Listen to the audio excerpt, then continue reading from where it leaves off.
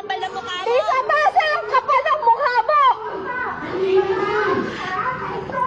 Dapat ikaw ang namundok, Lisa Masa. Kayo ni Tinyo, kayo ang namundok. Total, pinaglalaban niyo yan, di ba? Total, negosyo niyo yan. Kayo dapat ang namumundok at kayo dapat ang humaharap sa army, hindi mga bata. Hindi nyo alam yung sitwasyon ng isang magulang, lalo na ng mama ni Jerlyn.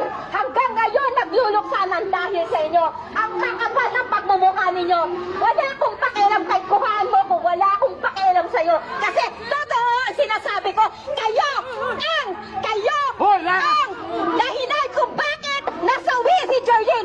Kayo ang dahilan kung bakit nagdurusa ang pamilya ni Jerlyn. Ang kakapal ng mukha ninyo. Lalapit kayo dito, pupunta kayo dito, sasabihin nyo, defend Mindoro, mga gugong. Huwag kayong magpaalis, huwag kayong magpakyat ng kabataan sa kabundukan. Huwag kayong manira ng buhay ng kinabukasan.